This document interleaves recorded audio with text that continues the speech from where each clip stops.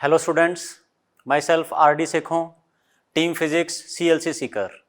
आज हम लोग जेई मेन 2019 और 20 में पूछे गए क्वेश्चंस का डिस्कशन कर रहे हैं, जिसका टॉपिक है work energy, power and circular motion. ठीक है, तो स्टार्ट करते हैं हम लोग। क्वेश्चन नंबर 1, इसमें देखिए दिया हुआ है कि a block of mass m lying on a smooth horizontal surface is attached to a spring of negligible mass, spring constant K. The other end of the spring is fixed as shown in the figure। यहां इसको fix कर रखा है। The block is initially at rest in its equilibrium position। तो ठीक है, यहां पर इसकी इक्विलिब्रियम पोजीशन हमें दे रखी है। इट मींस स्प्रिंग की नेचुरल लेंथ हो जाएगी ये। If now the block is pulled with a constant force F, the maximum speed of the block। अब देखो बेटा, यहां इसने एक फोर्स अप्लाई किया है F। इसका इफेक्ट होगा कि ये ब्लॉक आगे की तरफ जाना शुरू करेगा। जैसे ही ब्लॉक यहां से आगे जाएगा तो स्प्रिंग में एक्सपेंशन आएगा। जैसे स्प्रिंग में एक्सपेंशन आएगा तो स्प्रिंग का एक फोर्स लगेगा पीछे की तरफ। सपोज जब ये किसी एक्सपेंशन x पर है तो जो स्प्रिंग फोर्स आ जाएगा वो आएगा kx। अब इनिशियली क्या हुआ कि स्प्रिंग में एक्सपेंशन 0 था तो kx वाली टर्म आई नहीं। फोर्स F अप्लाई किया जिससे ये ब्लॉक आगे जाना शुरू करेगा। ब्लॉक आगे जाएगा, एक्सपेंशन बढ़ेगा, kx इंक्रीज होगा। बट जब तक ये वाला फोर्स F जो है इसकी वैल्यू kx से ज्यादा है तो ये जो ब्लॉक है ये आगे की तरफ एक्सेलरेट होगा, राइट। जब तक एक्सेलरेट होगा तब तक स्पीड इंक्रीज होगी, और हमसे बात क्या कर रहा है, मैक्सिमम स्पीड की। तो इट मींस जब तक ये आगे की तरफ एक्सेलरेट हो रहा है तब तक इसकी स्पीड इंक्रीज होगी, और वो कंडीशन तब जाके मिलेगी जब तक F जो है वो kx से ज्यादा है। आगे जा रहा है तो ऑब्वियसली x इंक्रीज होगा, x इंक्रीज होगा तो kx भी बढ़ेगा। तो एक कंडीशन ऐसी आ जाएगी जब F और kx दोनों इक्वल हो जाएंगे, वो अब नई वाली इक्विलिब्रियम पोजीशन हो जाएगी, और वहां पर इसकी स्पीड जो है वो मैक्सिमम है। ठीक है, तो इसको हम नेक्स्ट स्लाइड पर देखते हैं, सॉल्व करते हैं इसको। तो हुआ ये कि हमें स्प्रिंग की पहले नेचुरल लेंथ यहां पर दी हुई थी, और यहां पर ब्लॉक को हमने आगे की तरफ फोर्स F अप्लाई करके खींचना शुरू किया। अब हम इसकी नई वाली इक्विलिब्रियम पोजीशन पर बात करेंगे। जब ये एक्सपेंशन x है और जो फोर्स F हमने अप्लाई किया हुआ है वो किसके इक्वल आ जाएगा, स्प्रिंग फोर्स kx के इक्वल। और वहां तक ये जो ब्लॉक है ये स्पीड अप हुआ है तो उस इंस्टेंट पर इसकी स्पीड आ जाएगी v। तो हम फर्स्ट पोजीशन से लेकर सेकंड पोजीशन तक वर्क एनर्जी थ्योरम अप्लाई करेंगे फॉर अ पार्टिकल। क्लियर। तो देखिए, सबसे पहले तो इक्विलिब्रियम पोजीशन पर एक्सपेंशन कैलकुलेट कर लेते हैं। तो उसके लिए F इक्वल्स टू kx आ जाएगा। तो वहां पर जो एक्सपेंशन होगा वो हो जाएगा F बाय k। कोई प्रॉब्लम नहीं है। फिर फर्स्ट पोजीशन से सेकंड पोजीशन तक जब ये ब्लॉक जा रहा है तो हमें यहाँ वर्क एनर्जी थ्योरम अप्लाई करनी है। k final minus k initial equals to work done by all the forces acting on the block. Forces बेटू कौन कौन से लग रहे हैं, एक तो mg, एक नॉर्मल रिएक्शन, एक ये जो अप्लाइड फोर्स है, और प्लस स्प्रिंग फोर्स का वर्क डन। तो mg देखेंगे तो mg तो डिस्प्लेसमेंट के परपेंडिकुलर है, नॉर्मल रिएक्शन भी डिस्प्लेसमेंट के परपेंडिकुलर है। इन दोनों का वर्क डन तो आ जाएगा 0, कोई इशू नहीं है। इनिशियल काइनेटिक एनर्जी की बात करें तो स्टार्टिंग में ये रेस्ट पर था तो इनिशियल काइनेटिक एनर्जी 0 है। इस पोजीशन पर स्पीड अगर v है तो हम लिखेंगे हाफ mv² इसकी kinetic energy equals to work done by this force and work done by spring force. तो ये जो फोर्स F लगा ये कांस्टेंट फोर्स है।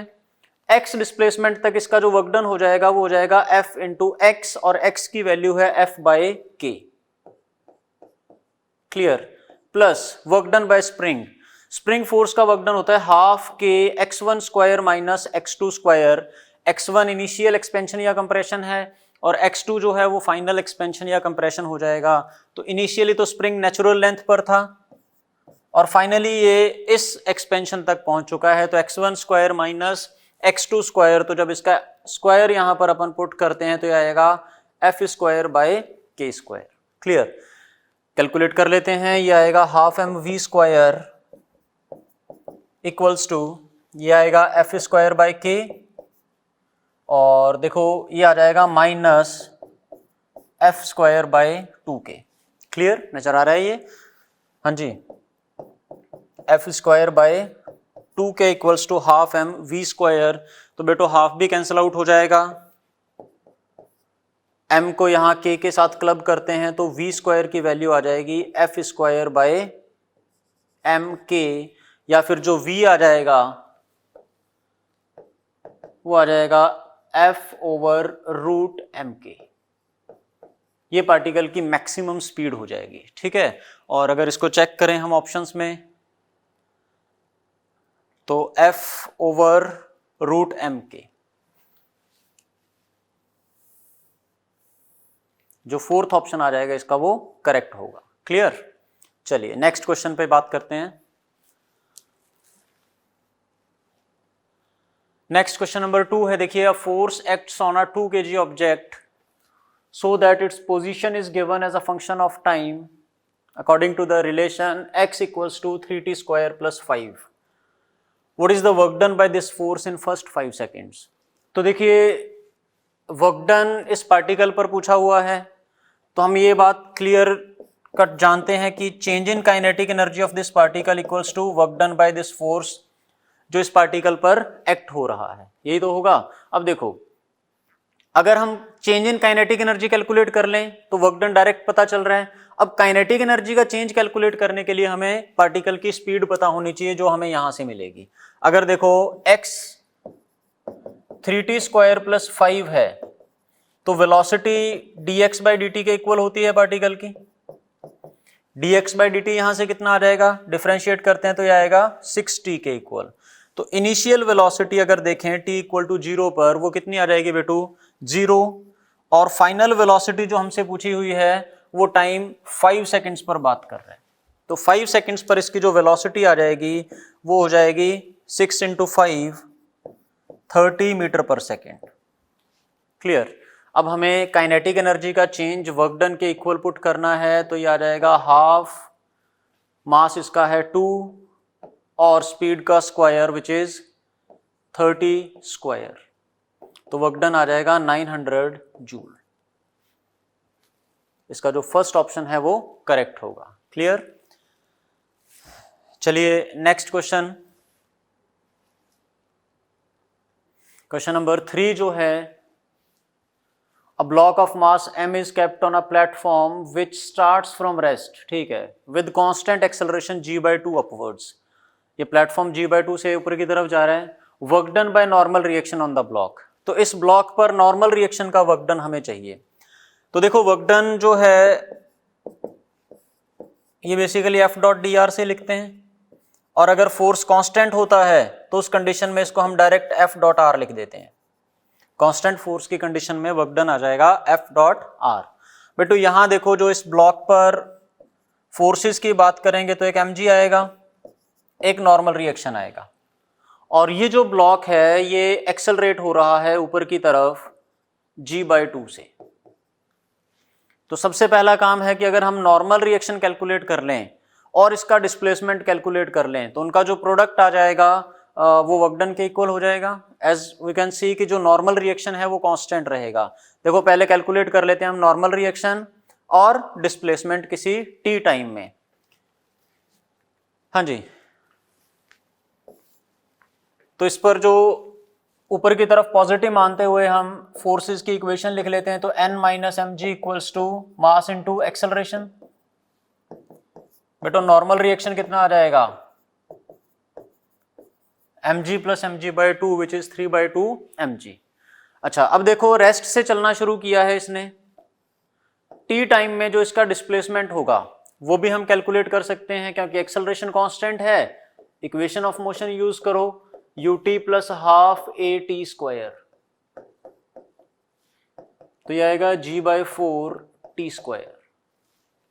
ठीक, वर्क डन की बात चल रही है तो नॉर्मल रिएक्शन हमें पता है, डिस्प्लेसमेंट हमें पता है, तो इसका जो वर्क डन आएगा वो आ जाएगा इन दोनों का प्रोडक्ट, तो ये आएगा 3/8 mg t स्क्वायर। क्लियर। तो एक बार ऑप्शंस देख लेते हैं हम इसके, 3/8 mg t स्क्वायर, एक g गायब कर दिया क्या अपन ने, यस, एक g mg में आएगा और एक ये g आएगा, तो g स्क्वायर हो जाना बेटा। तो 3/8 m square mg square t square by 8। Clear. तो फर्स्ट ऑप्शन इसका करेक्ट मैच हो जाएगा। नेक्स्ट फोर्थ क्वेश्चन देखिए, a particle which is experiencing a force given by F equals to 3i cap minus 12j cap undergoes a displacement of 4i cap. If the particle had a kinetic energy of 3 joule at the beginning, what is the kinetic energy at end of the displacement? तो देखो बेटा, ऐसा है कि कोई एक particle है, इसका डिस्प्लेसमेंट तो एक्स एक्सिस के अलोंग ही हो रहा है, और जो इस पर फोर्स लग रहा है उसके दो कंपोनेंट्स आ जाएंगे।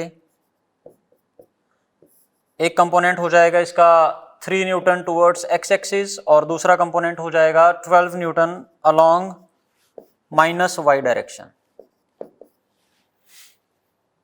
वर्क डन कौन सा कंपोनेंट करेगा? 12 न्यूटन वाले का तो कोई वर्क डन आएगा नहीं, बिकॉज ये डिस्प्लेसमेंट के परपेंडिकुलर है। वर्क डन आएगा सिर्फ 3 न्यूटन वाले कंपोनेंट का। क्लियर? और change in kinetic energy equals to work done. तो फाइनली हमसे ये पूछ रहा है कि काइनेटिक एनर्जी कितनी है, तो हम लिखेंगे K final minus K initial equals to work done by the force acting on this particle. तो फोर्स का कंपोनेंट को कितना, 3 न्यूटन वाला वर्क करेगा, डिस्प्लेसमेंट इसी डायरेक्शन में है 4, तो ये आ जाएगा 3 इंटू 4 12। तो जो काइनेटिक एनर्जी आ जाएगी वो होगी 15 जूल। क्लियर?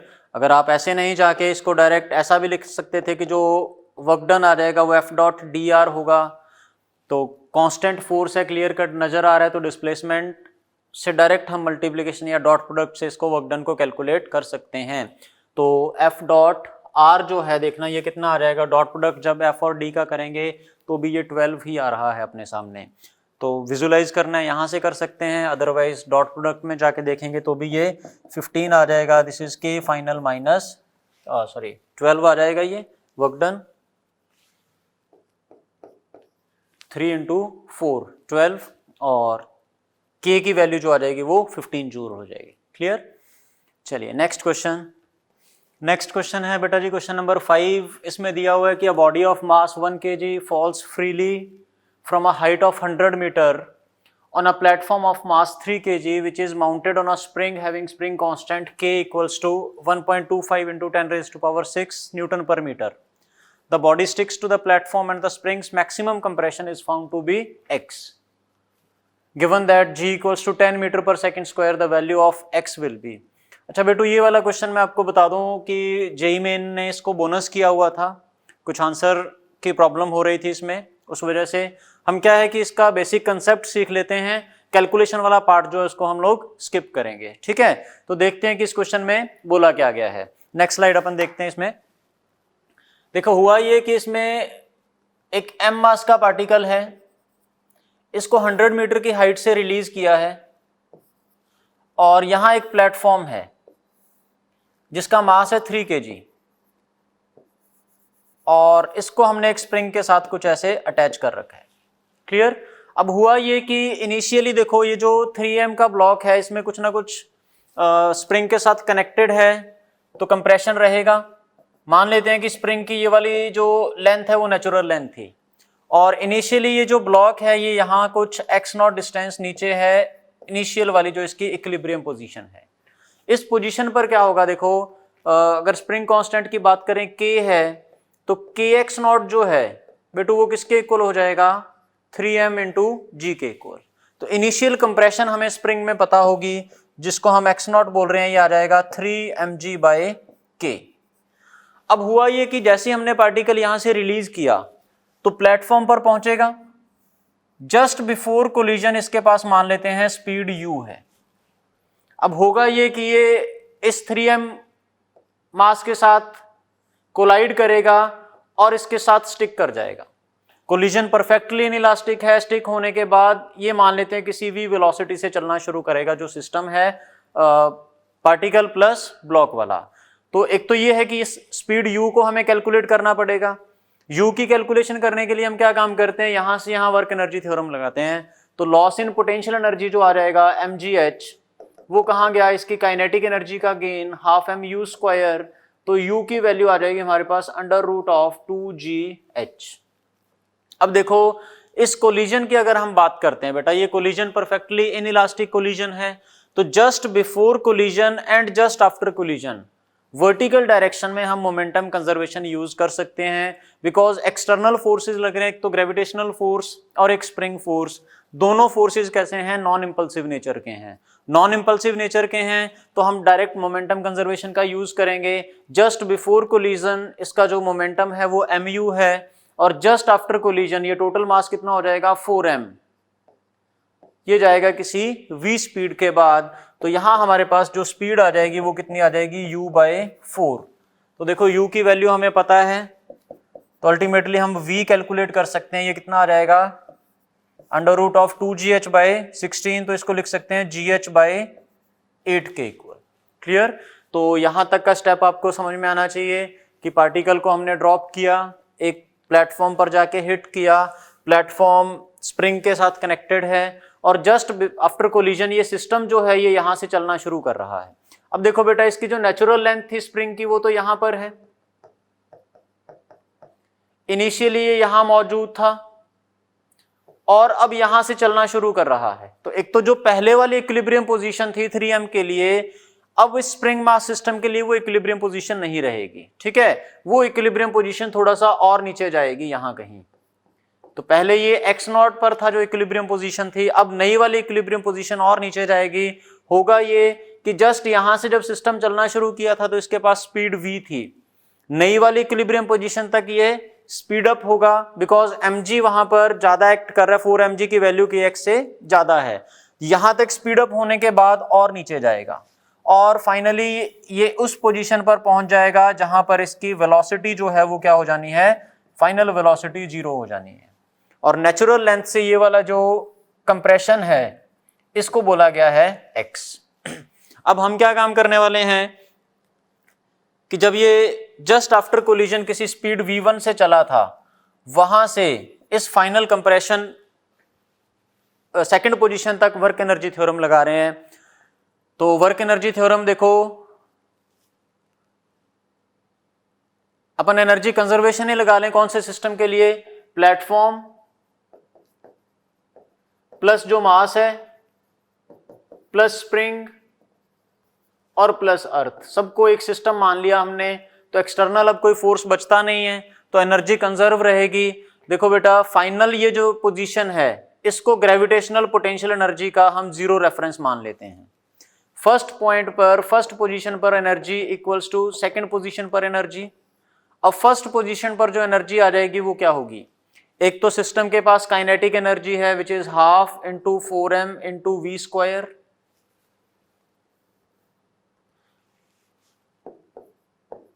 स्प्रिंग में कुछ पोटेंशियल एनर्जी स्टोर्ड है 1/2 के x0², और एक इसकी ग्रेविटेशनल पोटेंशियल एनर्जी आ जाएगी 4mg, और यहां से हाइट जो आ जाएगी वो है x - x0। इतनी तो बात रहेगी।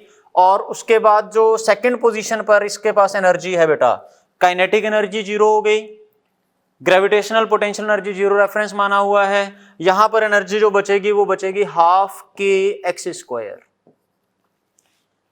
ठीक, जो फाइनल इसमें कंप्रेशन आ जाएगा। तो ओवरऑल जो पूरा इस क्वेश्चन का सॉल्यूशन रहेगा वो कुछ ऐसा रहना चाहिए। अब जब हम E1 = E2 कंपेयर करेंगे, इसको इक्वेट करेंगे, तो देखो सारी वैल्यूज बाकी हमें पता है, सिर्फ एक अननोन x है। x में क्वाड्रेटिक इक्वेशन बन रही है जो थोड़ी सी लेंदी हो रही है सॉल्व करने में, और जो ऑप्शंस दिए हुए हैं उनमें से इसका आंसर मैच नहीं हो पा रहा है, इसलिए इस क्वेश्चन को क्या दिया गया था? बोनस दिया गया था। ठीक है, तो सॉल्यूशन आपको ये क्लियर हुआ। और जो इसमें ऑप्शंस हैं वो मैच नहीं कर पा रहे हैं, ठीक है, तो क्वेश्चन बोनस हो जाएगा, और इसमें कोई जो इक्वेशंस हम लिख रहे हैं वो आपको क्लियर होनी चाहिए सारी की सारी। क्लियर? चलिए नेक्स्ट क्वेश्चन देखते हैं। नेक्स्ट क्वेश्चन है बेटा जी क्वेश्चन नंबर 6। इसमें दिया हुआ कि a particle is moving along a circular path with a constant speed of 10 मीटर/सेकेंड। What is the magnitude of change in velocity of particle when it moves through an angle 60 degree around the center of the circle?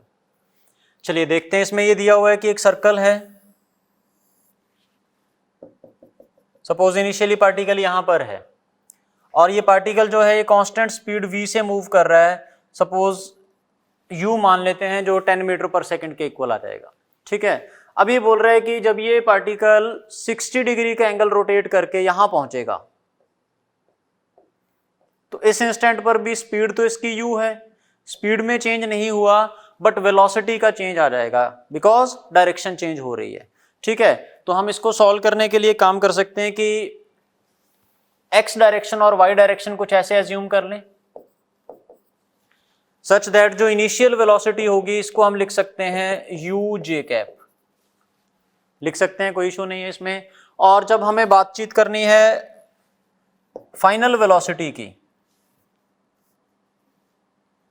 तो finally ये u velocity इस direction में है, देखना ये angle 60 degree है तो ये 60 हो जाएगा, ये 30, ये फिर से 60।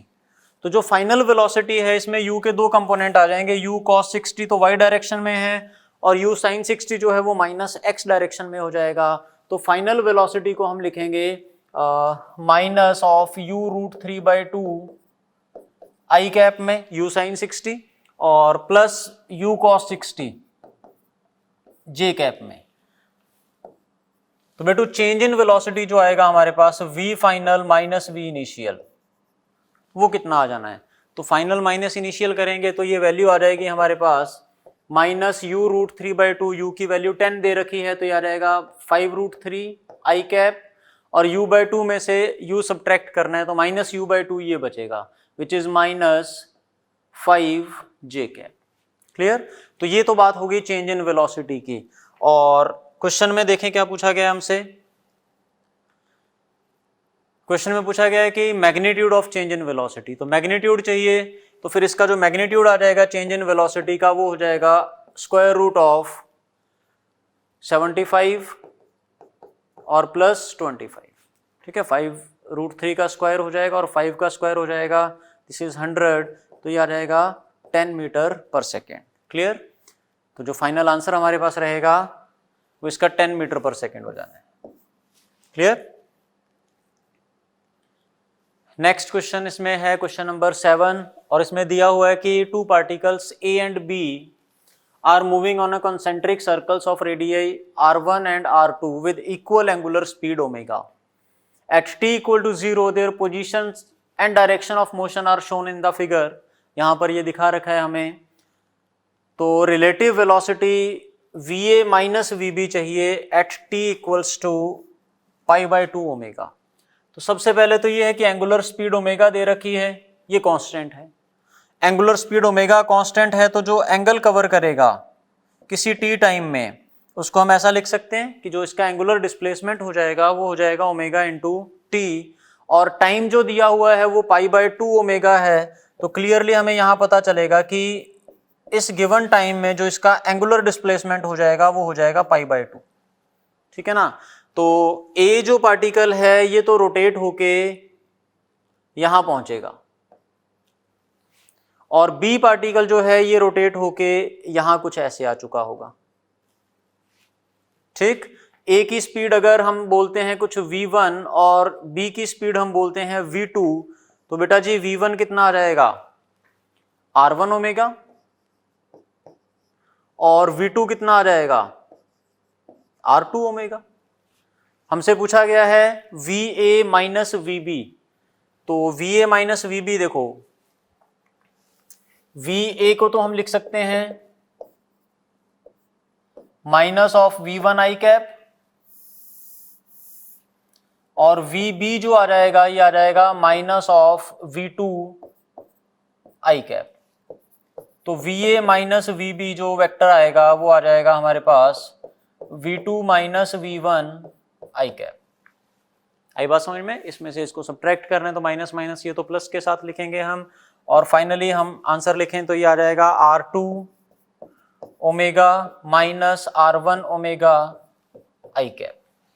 ये फाइनल इसका आंसर होना चाहिए। तो r2 omega minus r1 omega i cap, तो ऑप्शन नंबर 3 जो है वो इसका करेक्ट आंसर आ जाएगा। क्लियर, चलिए next question. Next question number 8 में दिया हुआ है कि a particle moves in one dimension from rest under the influence of a force that varies with the distance traveled by the particle as shown in the figure. Kinetic energy of the particle after it has traveled 3 meter. तो देखो 1D motion है, rest से चलना है, तो बेटू force देखो कहां लगना शुरू हो रहा है, फोर्स शुरू हो रहा है 0 पर, है ना। डिस्टेंस जब 0 है तब फोर्स लग रहा है और ये कांस्टेंट फोर्स लग रहा है यहां तक। तो फर्स्ट 2 मीटर तक तो इस पर लगेगा कांस्टेंट फोर्स, उसके बाद ये फोर्स जो है वो वेरी कर रहा है लीनियरली, कुछ इस तरह से चेंज हो रहा है। और आपसे काइनेटिक एनर्जी पूछी है, हमें ये पता है कि एक पार्टिकल के लिए जो चेंज इन काइनेटिक एनर्जी है वो किसके इक्वल आ जाएगा, work done by the force. और जब वर्क डन हम डिफाइन करते हैं तो बेटा जी वर्क डन डिफाइन किया जाता है integration of F dot D R से। अब 1D मोशन है तो फोर्स और डिस्प्लेसमेंट सेम डायरेक्शन में मानते हुए हम इसको लिख सकते हैं integration of F D x. और ग्राफिकली अगर बात की जाए, अगर वाई एक्सिस पर हमारे पास फोर्स है और एक्स एक्सिस पर डिस्प्लेसमेंट है, तो इंटीग्रेशन एफ डी एक्स क्या आ जाएगा, एरिया अंडर दिस कर्व, जो कि वर्क डन के इक्वल हो जाएगा। तो बेटू x इक्वल टू 0 से लेकर x इक्वल टू 3 तक ये वाला जो हमारे पास एरिया आ जाएगा ये किसके इक्वल हो जाएगा, वर्क डन के इक्वल। और वही वर्क डन जो है वो चेंज इन काइनेटिक एनर्जी के इक्वल आएगा। इनिशियल काइनेटिक एनर्जी 0 है, इसलिए फाइनल काइनेटिक एनर्जी इस वर्क डन के इक्वल आ जाएगी। तो ये वर्क डन कैलकुलेट करना है तो हमें सिंपली इस ग्राफ का एरिया पता चलना चाहिए। तो देखना फर्स्ट 2 सेकेंड्स तक 2 मीटर तक ये आ जाएगा एरिया 2 इंटू 2 4, तो kinetic energy equals to work done 4 plus इस ट्रेपेजियम का एरिया कितना हो जाएगा, half into sum of parallel sides, तो ये आ जाएगा 2 + 3 5 और into perpendicular distance between them. Clear, तो ये आ जाएगा 4 + 2.5 विच इज 6.5 जूल।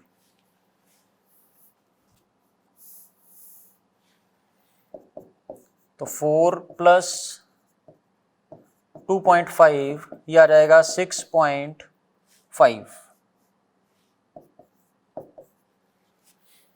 हाँ जी, तो थर्ड ऑप्शन इसका करेक्ट हो जाना है। क्लियर, चलिए नेक्स्ट क्वेश्चन। नेक्स्ट है uniform cable of mass m, length l is placed on a horizontal surface such that 1/nth part is hanging below the edge of the surface. To lift the hanging part of the cable up to the surface, work done should be.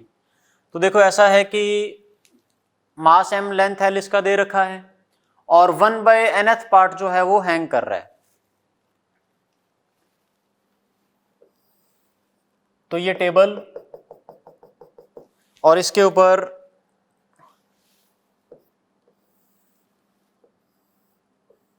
कुछ इस तरह से chain या रोप जो भी है ये hang कर रही है। तो बेटा इसका टोटल अगर लेंथ l दी हुई है तो ये जो हैंगिंग पार्ट है ये 1/nth ऑफ लेंथ है। अब उसने ये बोला हुआ है कि इस पूरे चेन को या रोप को उठा के हमने इस टेबल पर रखना है। तो अप्रोच क्या रहेगी, अप्रोच इसमें ये रहती है कि जो हैंगिंग पार्ट है इसको उठा के टेबल पर रखने में कुछ ना कुछ वर्क डन करना पड़ेगा। बाकी जो ऑलरेडी टेबल पर था तो वो तो वहीं पर पड़ा हुआ है। तो इस हैंगिंग पार्ट को जब हम टेबल्स पर उठा के रख रहे हैं तो जो वर्क डन आएगा उसकी बातचीत चल रही है यहाँ पर, है ना। हमसे ये पूछा गया कि the work done should be, कोई ऑप्शन इसमें से देख लेंगे। तो जब इस केबल को उठा के यहाँ पर रखना है तो वो वर्क डन कैलकुलेट कैसे करें। तो एक्सटेंडेड ऑब्जेक्ट है तो उसका वर्क डन जो है बेसिकली अब ग्रेविटी के अगेंस्ट ही हुआ है। और ऐसा भी बोल सकते हैं कि ये जो हैंगिंग पार्ट है जब इसको टेबल पर उठा के रखा है तो इसकी ग्रेविटेशनल पोटेंशियल एनर्जी इंक्रीज हो रही है। और वो इंक्रीज किसकी कॉस्ट पर हुई है, वही जो एक्सटर्नल एजेंट वर्क कर रहा है। अब बेटू जब हम एक्सटेंडेड ऑब्जेक्ट की ग्रेविटेशनल पोटेंशियल एनर्जी की बात करते हैं तो देखना उसके लिए हमें बात करनी होती है उसके सेंटर ऑफ मास की। अगर हैंगिंग पार्ट l/n लेंथ का है तो इसका सेंटर ऑफ मास जो होगा वो मिड पॉइंट पर होगा, यानी कि l/2n। तो इतनी हाइट पर उठा के हमने रखना है। मास कितना है इसका, तो टोटल मास m जो है वो l लेंथ पर डिस्ट्रीब्यूटेड है, तो लीनियर मास डेंसिटी हो जाएगी m/l इंटू इसकी लेंथ, ये आ जाएगा इस हैंगिंग पार्ट का मास इंटू g, और सेंटर ऑफ मास को उठा के हमने रखा है इतनी हाइट पर। तो जो टोटल वर्क डन आ जाएगा वो हमारे पास देखना, ये एल कैंसल आउट हो जाना है, ये आ जाएगा mgl/2n²। ये वर्क डन आ जाएगा जब हम इस केबल का ये हैंगिंग पार्ट उठा के ऊपर रखेंगे। एक बार ऑप्शंस चेक कर लेते हैं हम इसमें। तो mgl/2n², जो थर्ड है इसका वो करेक्ट आंसर आ जाएगा। क्लियर? चलिए नेक्स्ट क्वेश्चन। नेक्स्ट क्वेश्चन है एक बढ़िया क्वेश्चन, क्वेश्चन नंबर 10th में दिया हुआ है, ball is throne upward with an initial velocity v0 from the surface of the earth. The motion of the ball is affected by a drag force which is equal to m gamma v², where gamma is mass of the ball and v is its instantaneous velocity. Gamma कोई constant है. Time taken by ball to rise to its zenith, यानी कि अपने highest point पर पहुंचने में इसको कितना टाइम लगेगा उसकी बातचीत चल रही है। तो चलिए देखते हैं इसको सॉल्व करके हम।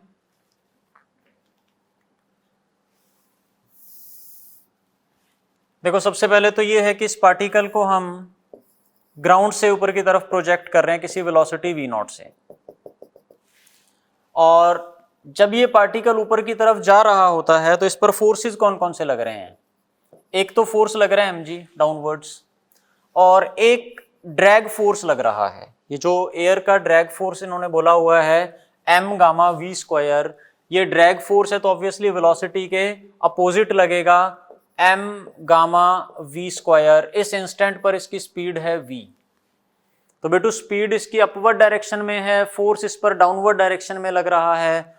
तो इस पर एक्सेलरेशन की अगर हम बात करते हैं तो वेलोसिटी के अपोजिट है तो नेगेटिव में आ जाएगा, और एक्सेलरेशन आ जाएगा नेट फोर्स अपॉन इसका मास। तो ये आ जाएगा mg plus m gamma v²/m। हाँ जी, तो एक्सेलरेशन हमारे पास आ जाएगा minus of g plus gamma v²। और हमें ये भी पता है कि टाइम के साथ अब ये वेलोसिटी जो है वो कम होती जा रही है कंटिन्यूसली, क्योंकि ड्रैग फोर्स लग रहा है, पीछे की तरफ एक फोर्स लग रहा है इसका अपोज करने के लिए। तो इसको हम लिखेंगे dv/dt, rate of change of velocity is acceleration. तो हम यहाँ v वाली टर्म्स को अलग और t वाली टर्म्स को अलग कर देते हैं। तो dv के साथ हम क्लब कर देंगे g प्लस गामा v² को, और this is equals to minus dt। अब बेटू इसको इंटीग्रेट कर लेते हैं। तो लिमिट देखना, t इक्वल टू 0 पर वेलोसिटी कितनी है v0, और किसी टाइम t पर जो वेलोसिटी आ जाएगी वो v होगी। अब देखो राइट हैंड साइड में तो इंटीग्रेशन जो है वो इजीली हो जाएगा, लेफ्ट हैंड साइड में इंटीग्रेशन हमने करना है। तो एक बेसिक अप्रोच ध्यान रख लेना कि जब कुछ इस तरह से टर्म्स आ जाती हैं a plus b x square dx के रिलेटिव, उसका हमने इंटीग्रेशन करना है। तो हम इस टर्म को कहीं ना कहीं 1 plus tan square x, tan square theta या tan स्क्वायर v की टर्म्स में कन्वर्ट करेंगे तो चीज़ें ईजी हो जाएंगी हमें कैलकुलेट करने के लिए। तो हम इंटीग्रेशन वाला पार्ट यहाँ सॉल्व कर लेते हैं। अगर वहाँ से g बाय गामा हम कॉमन लेंगे बाहर, या g कॉमन ले लिया तो ये बचेगा 1 plus gamma by g v²। तो मैं इस टर्म को tan स्क्वायर थीटा लिख रहा हूँ, या ये कह लो कि 1 plus tan square theta equals to this term. तो tan थीटा मैं लिखूंगा किसको, v under root gamma by g को। अच्छा, ऐसा करने से फायदा क्या होगा? ऐसा करने से फायदा ये हो जाएगा कि इसको इंटीग्रेट करना इजी हो जाएगा। कैसे देखना, tan थीटा हमारे पास ये आ जाएगा, तो sec square theta D theta is equal to कितना हो जाएगा ये बेटू, gamma by G into D V. तो अब वैल्यू मैं रिप्लेस कर रहा हूं यहां पर। तो वैल्यू जब रिप्लेस करेंगे तो देखना dv की जगह तो हमने पुट कर दिया यहां से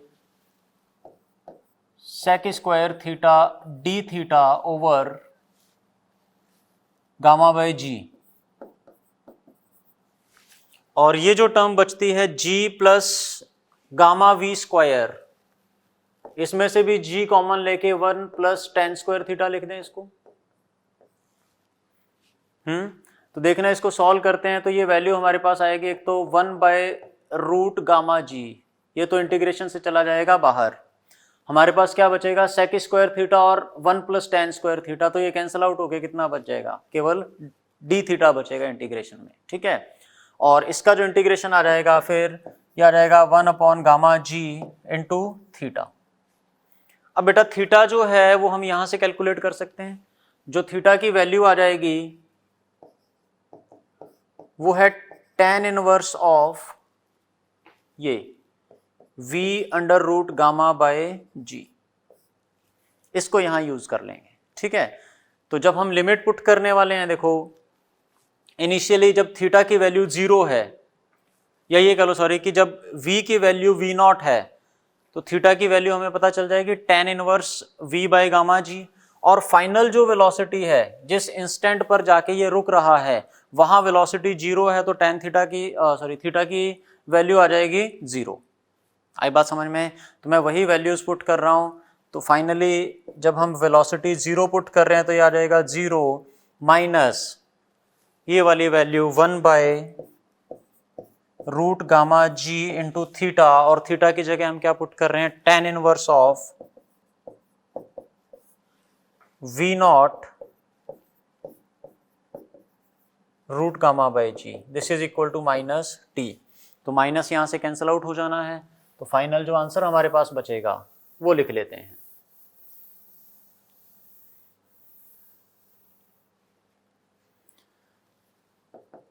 तो जो t की वैल्यू आ जानी है ये आ जाएगी 1/√γ/g tan inverse v0 √γ/g, ठीक है जी। तो एक बार आंसर देख लेते हैं क्या दिया हुआ है इसमें, 1/γ/g tan इनवर्स v0/γ/g। देखो बेटा जी,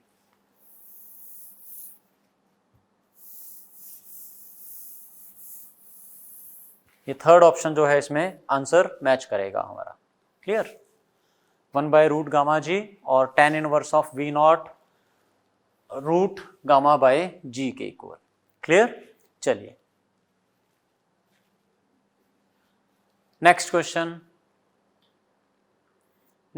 है question number 10। A person of mass m is sitting on a swing of length L, swinging with an angular amplitude theta naught. If the person stands up when the swing passes through lowest point, the work done by him, assuming that his center of mass moves by a distance L which is very less than capital L। तो इसमें देखो हो क्या रहा है कि ये swing है जो किसी एम्पलीट्यूड थीटा नॉट के साथ कुछ इस तरह से स्विंग हो रहा है, क्लियर। अब यहां एक बंदा है, जब ये स्विंग यहां से क्रॉस कर रहा होता है मीन पोजीशन से, तो जो बंदा यहां बैठा हुआ था वो खड़ा हो जाता है, तो उसका सेंटर ऑफ मास जो है वो ऊपर राइज करेगा L डिस्टेंस, और ये जो स्मॉल l राइज कर रहा है वो इसकी लेंथ के कंपैरिजन में क्या है, बहुत कम है। तो हमें यहां ये कैलकुलेट करना है कि जब ये इस पोजीशन पर यहां बैठा हुआ था और खड़ा हो रहा है तो उस ड्यूरेशन में इसका वर्क डन कितना हुआ होगा। तो देखो बेटो इसमें अप्रोच क्या रहेगी कि जब ये बंदा बैठा हुआ था, फोर्सेस कौन कौन से लग रहे हैं, एक तो नॉर्मल रिएक्शन और एक mg। अब इसने कुछ फोर्स लगाकर यहां से ऊपर की तरफ उठना है, और जो सेंटर ऑफ मास है वो राइज करेगा इसका L distance. Work done by him से मतलब यहां आ जाएगा कि जो नॉर्मल रिएक्शन लग रहा है उसका एडिशनल जो वर्क डन आएगा वो कितना आ जाएगा। अब हमें ये भी पता है कि जब ये सेंटर से यहां से क्रॉस करेगा मीन पोजीशन से तो इसके पास स्पीड v हो जाएगी, और ये जो नॉर्मल रिएक्शन और mg हैं ये सर्कुलर मोशन में कुछ ना कुछ मिलकर सेंट्रीपिटल फोर्स भी प्रोवाइड करेंगे। वो सेंट्रीपिटल फोर्स कितना आ जाएगा, तो हम लिखेंगे n - mg equals to mv²/L, या फिर ये कह लो कि जो नॉर्मल रिएक्शन आएगा वो कितना आ जाना है, वो आ जाना है mg + mv² L के इक्वल। और हमसे वर्क डन पूछा गया है, तो वर्क डन में हम लिखेंगे n इंटू एल। ये वर्क डन होगा जो वहां से वहां तक उसको सेंटर ऑफ मास को उसके राइज करवाएगा। क्लियर? तो इस n को कैलकुलेट करने के लिए हमें v कैलकुलेट करना पड़ेगा। v की बात कर लेते हैं।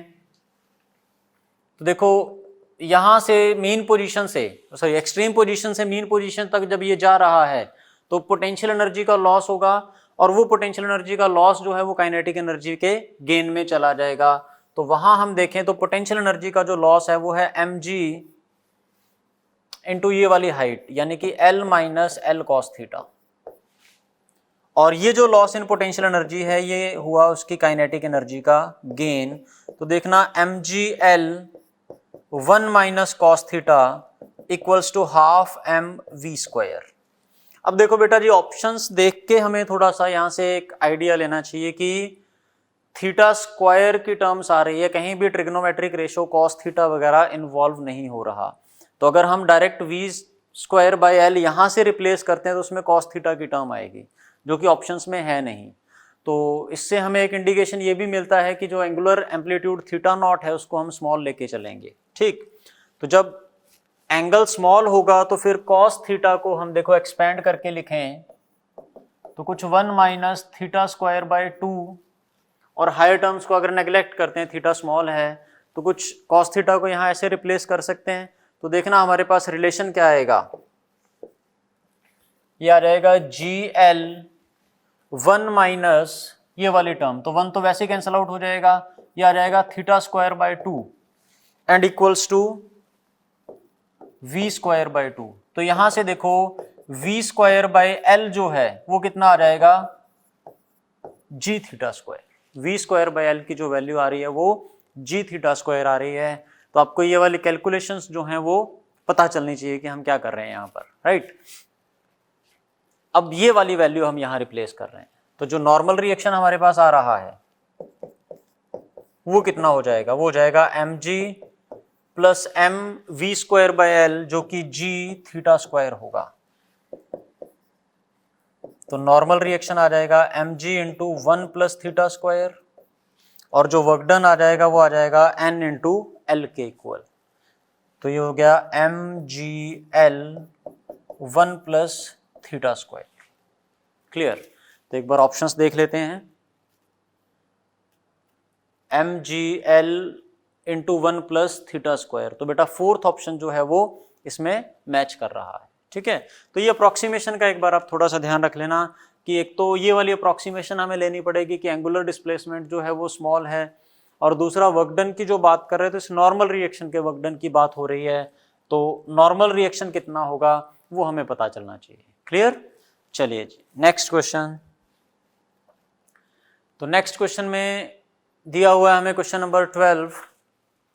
A smooth wire of length 2 pi r is bent into a circle and kept in a vertical plane. A bead can slide smoothly on the wire.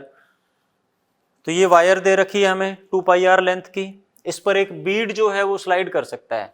When the circle is rotating with angular speed omega about vertical diameter AB.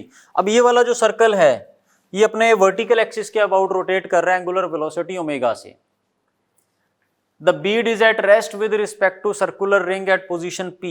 तो ये वाली जो position है ना P, इस पर ये ring rest पर है with respect to this ring। तो आपसे क्या पूछा है, then the value of omega square equals to, तो ओमेगा स्क्वायर की वैल्यू चाहिए। तो ये बेसिक क्वेश्चन है। देखो इसमें जो रिंग है ये खुद की इस एक्सिस के अबाउट रोटेट हो रहा है एंगुलर वेलोसिटी ओमेगा से, और बीड जो है वो यहां ऐसे सर्कुलर मोशन परफॉर्म कर रहा है। इस बीड पर बेटू फोर्सेस कौन कौन से लग रहे हैं, एक तो ये वाला नॉर्मल रिएक्शन और एक इस पर mg डाउनवर्ड्स लग रहा है।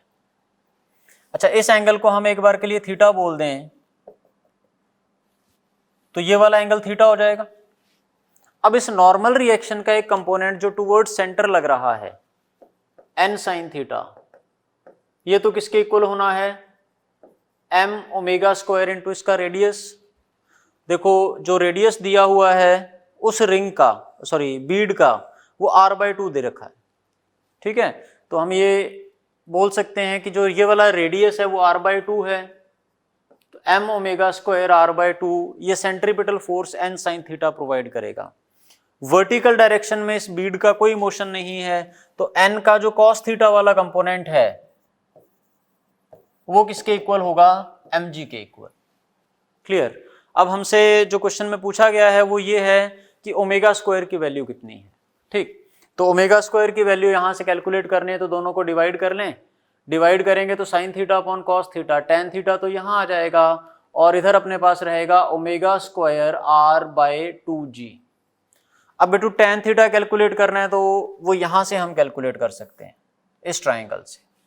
देखो ये r/2 है, ये r है, तो ये लेंथ कितनी हो जाएगी, r स्क्वायर माइनस r/2 का होल स्क्वायर, तो 3/r स्क्वायर, 3/4r स्क्वायर ये हो जाएगा √3r/2। तो टेन थीटा की वैल्यू पता है, वहां पुट कर लेते हैं हम इसको। देखो ये हमने कैलकुलेट किया है, ये वाला डिस्टेंस h मान लेते हैं, तो टेन थीटा कितना आ जाएगा, r/2/h। आई बात समझ में, तो r/2/h कितना आ जाएगा, 1/√3। या सिंपली हम इसको ऐसा भी देख सकते थे, देखो सिंपल ट्रिग्नोमेट्री भी यूज कर सकते थे, पाइथागोरस में नहीं जाना तो। देखो ये लेंथ r/2 है, ये r है, तो देखना एक बार के लिए साइन थीटा यहाँ कितना आ जाएगा, तो साइन थीटा हो जाएगा परपेंडिकुलर अपॉन हाइपोटेनियस, राइट। तो यहाँ से साइन थीटा की वैल्यू हाफ आ रही है, तो थीटा डायरेक्ट आ जाएगा 30 डिग्री। तो टेन थीटा कितना हो जाएगा, हाफ, सॉरी 1/√3, और which is equal to omega square r/2g। तो ओमेगा स्क्वायर की वैल्यू आ जाएगी 2g/r√3। ठीक है, तो ये फाइनल हमारे पास आंसर आना चाहिए 2g/r√3। तो फोर्थ आंसर इसका करेक्ट मैच कर जाएगा। क्लियर। चलिए नेक्स्ट क्वेश्चन। नेक्स्ट क्वेश्चन में हमारे पास दिया हुआ है क्वेश्चन नंबर 13। इसमें ये बोल रहा है कि 60 हॉर्स पावर इलेक्ट्रिक मोटर जो है lifts an elevator having a maximum total load capacity of 2000 kg। If the frictional force on the elevator is 4000 Newton, the speed of elevator at full load।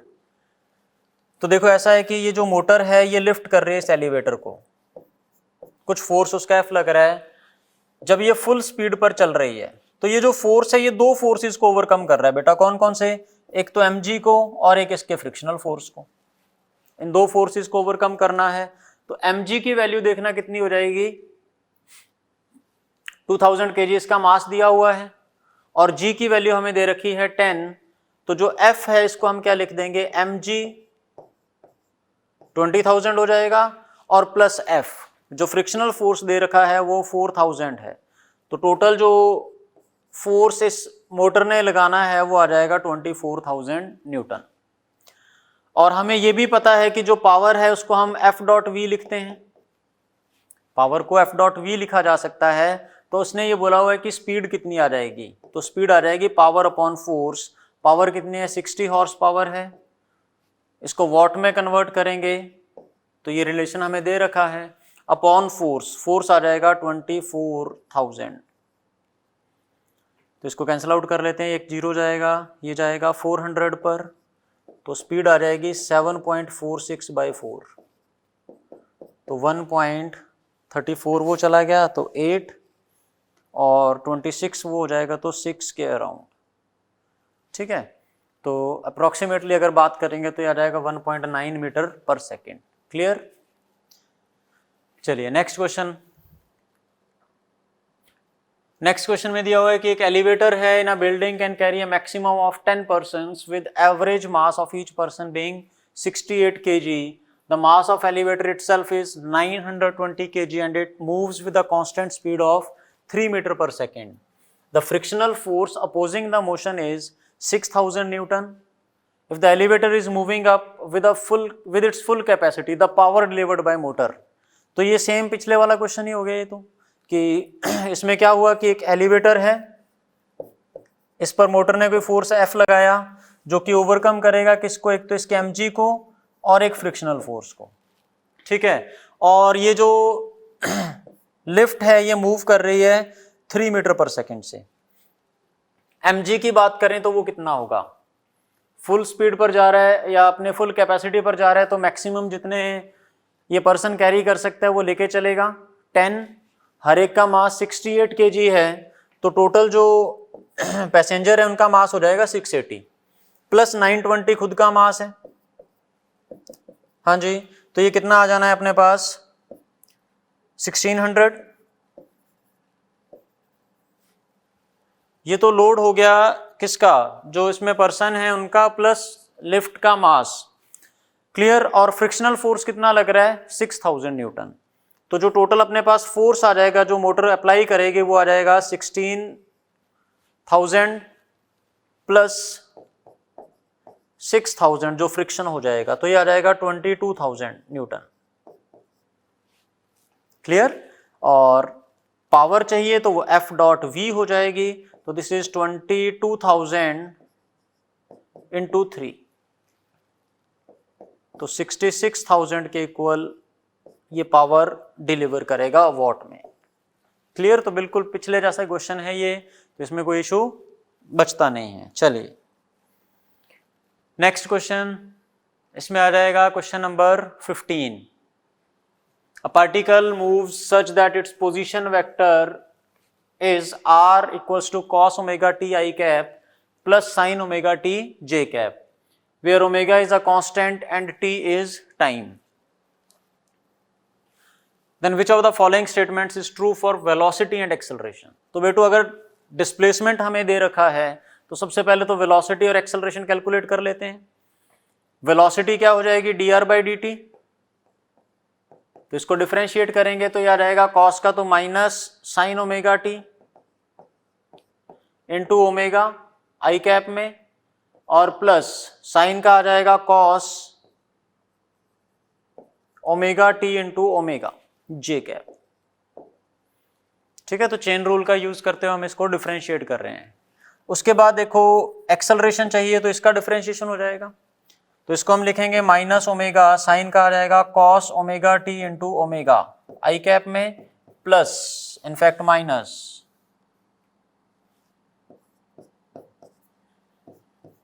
Omega square sine omega T J cap. Minus क्यों, क्योंकि cos का जो differentiation हो जाएगा वो minus sine omega T हो जाना है, क्लियर। इंटू ओमेगा और आ जाएगा तो स्क्वायर बन गया। अब देखो ऑप्शंस क्या क्या दे रखे हैं हमें। ऑप्शंस दिए हुए हैं कि V is perpendicular to R and A is directed towards the origin. अब देखो सबसे पहले तो ये है कि अगर परपेंडिकुलर की बात कर रहा है तो दो वेक्टर परपेंडिकुलर एक दूसरे के कब होते हैं, जब उनका डॉट प्रोडक्ट 0 हो जाएगा। तो पहले तो R और V का परपेंडिकुलर होना या नहीं होना ये चेक कर लेते हैं हम। तो देखो यहां से जब इनका डॉट प्रोडक्ट लेंगे तो आई कैप वाले कंपोनेंट्स मल्टीप्लाई होंगे, तो ये आ जाएगा minus omega into cos omega T sign omega T, और ये आ जाएगा प्लस का cos omega T sign omega T. तो R जो है ये परपेंडिकुलर तो है V के, ये तो कंफर्म हो गया।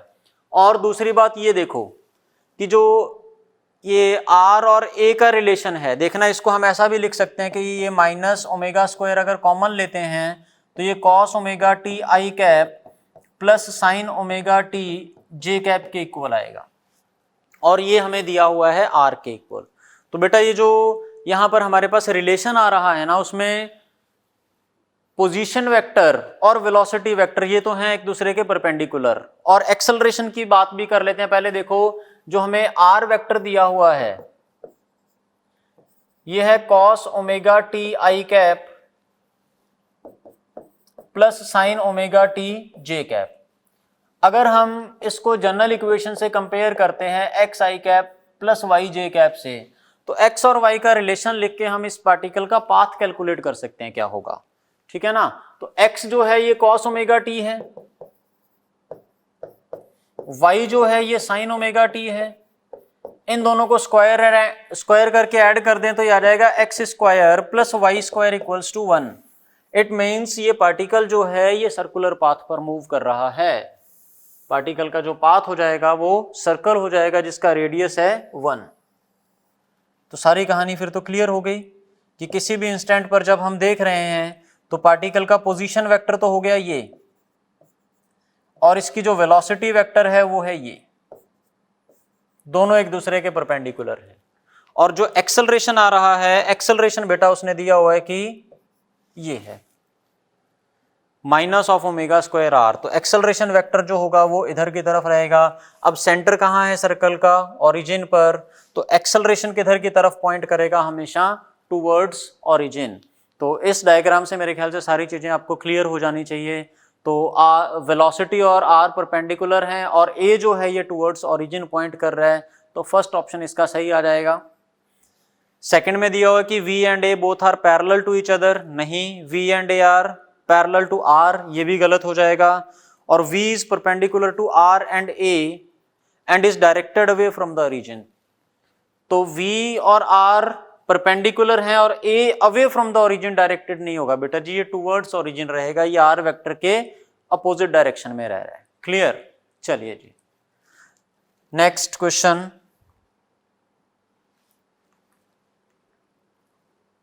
क्वेश्चन नंबर 16 हमें दिया हुआ है कि एक फोर्स है vector F equals to minus x i cap plus y j cap, और इस फोर्स का वर्क डन पूछ रहा है 1,0 से 0,1 तक जाने में along the line segment.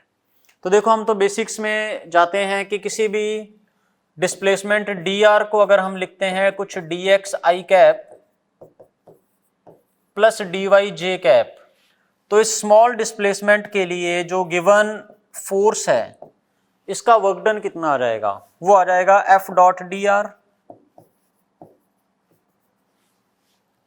F हमें दिया हुआ है minus x i cap plus y j cap, तो जब इन दोनों का डॉट प्रोडक्ट करेंगे तो ये आ जाएगा माइनस एक्स डी एक्स और plus Y D Y.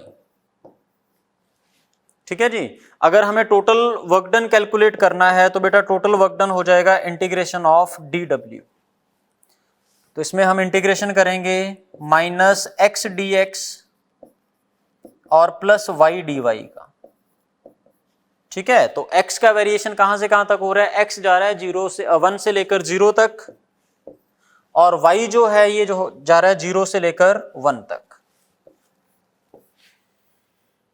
X square by 2 limit put करेंगे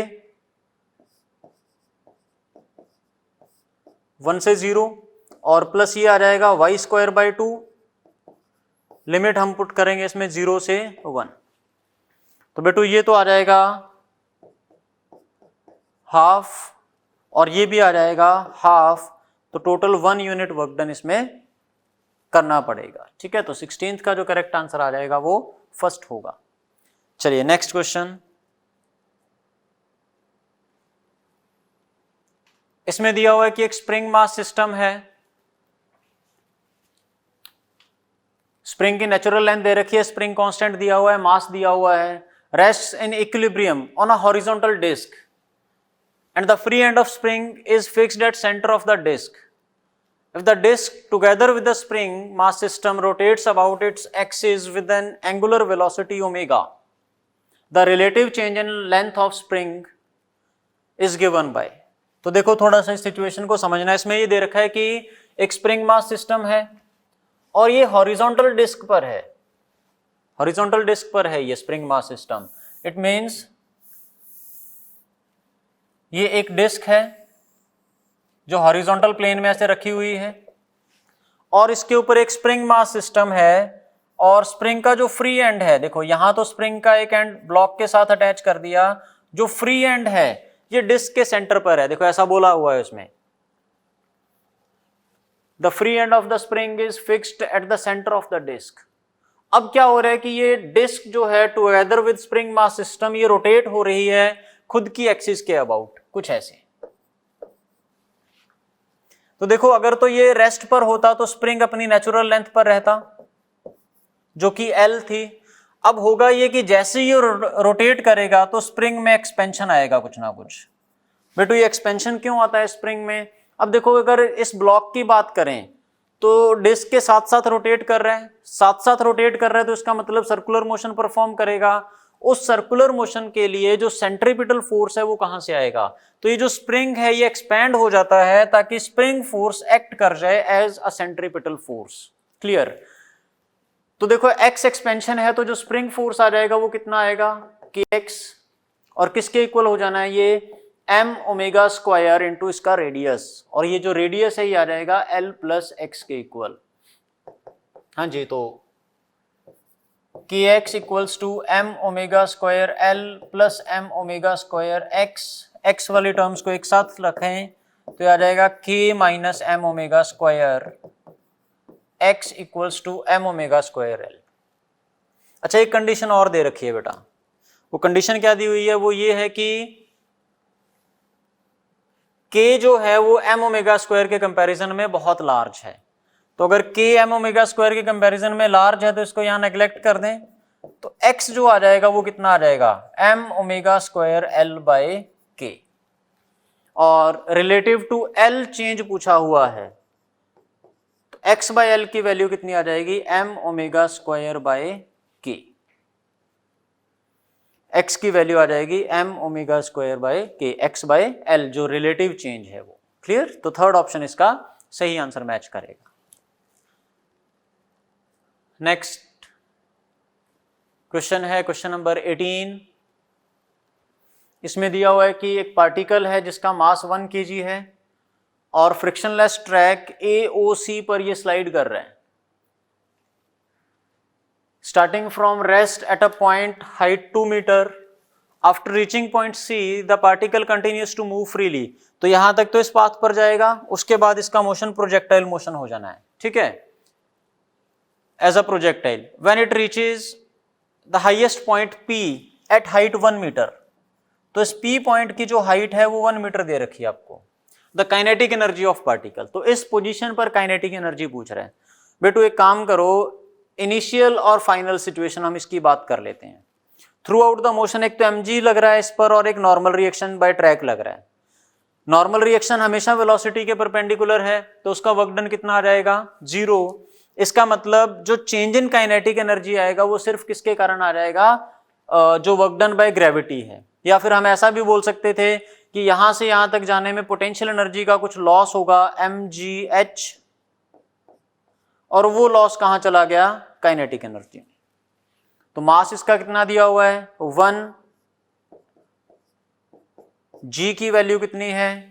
10, और हाइट कितना नीचे आ रहा है? ये 1 मीटर। तो जो इसकी टोटल काइनेटिक एनर्जी हो जाएगी वो 10 जूल हो जाएगी जब ये उस पॉइंट पर पहुंचेगा। तो kinetic energy of particle in joule is 10 joule. तो जो फाइनल यहां आंसर आ जाएगा वो आ जाएगा 10। ठीक है पुत्र, तो वर्क एनर्जी पावर और सर्कुलर मोशन से 2019 और 20 में टोटल 18 क्वेश्चंस पूछे गए थे। आई होप कि आपको ये वाले सॉल्यूशन जो करवाए गए हैं वो सारे क्लियर हो गए होंगे।